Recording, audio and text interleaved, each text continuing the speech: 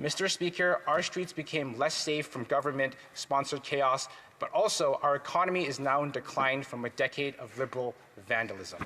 Canadians are being squeezed from every direction. Groceries, gas, heating, housing, it's all going up.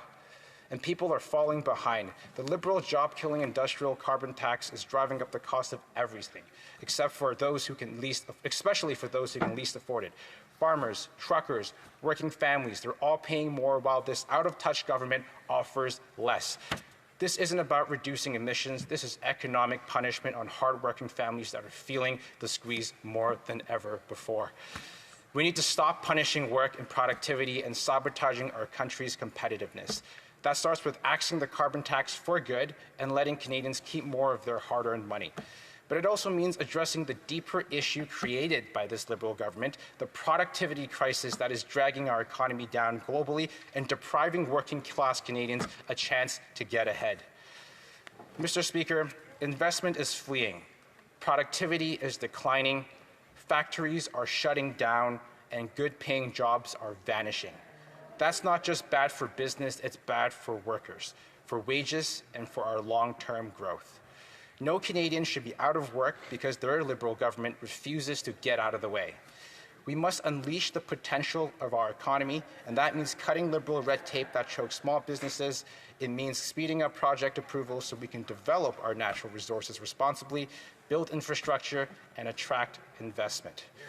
It means rewarding entrepreneurship, embracing innovation, and making it easier, not harder, for Canadians to build and create. Next, we must champion pipeline development, not just as an energy policy, but as a nation-building project. We need to get our resources to market, create thousands of high-paying jobs, and strengthen our energy sovereignty. It means ending the self-sabotaging and anti-energy policies. Yet the throne speech makes no mention of Canada's oil and gas sector, which is Canada's most vital industry. We need to be a country where a good idea can become a business, and a business can then become an industry. Where students see a future not of delay and scarcity, but of drive and abundance. Where we can make things again, build things again, and grow things again, with the Canadian worker at the center of it all. And that's the difference between members of this side of the House and those opposite. Conservatives want to grow the pie for Canadians, while Liberals want to think of ways to slice it up amongst themselves.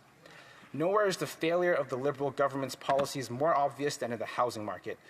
Young couples are delaying and even foregoing starting a family because they are completely priced out. Mortgage payments and rents have doubled while incomes have stayed flat or even declined. Young families are being priced out of their communities completely, while government funding creates more bureaucracy than housing. Plain and simple, the Liberals have orchestrated a supply crisis and perpetuated the housing hell that an entire generation is forced to endure. We need to incentivize municipalities to build more homes faster. We need to require results and accountability, not endless reports and consultants where no strings are attached to Liberal federal funding. And we need to remove the gatekeepers who delay and deny projects that Canadians desperately need. It should not take years and hundreds of thousands of dollars just to get a permit to build a home.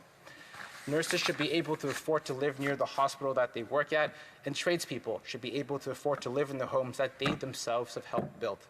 Mr. Speaker, people aren't just angry or frustrated anymore. They are losing hope. They're suffocating, and misery is becoming the new normal. When you can't walk down the street without fear, when housing is completely out of reach and wages are stagnant, and when work is punished and bureaucracy is rewarded, our country cannot thrive. But I believe in the resilience of Canadians. I believe in the strength of our values and the promise of our future.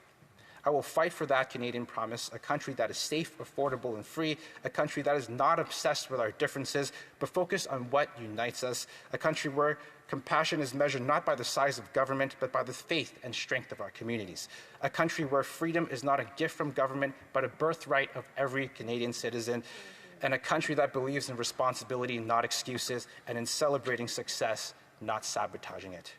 That is the Canada I will fight for.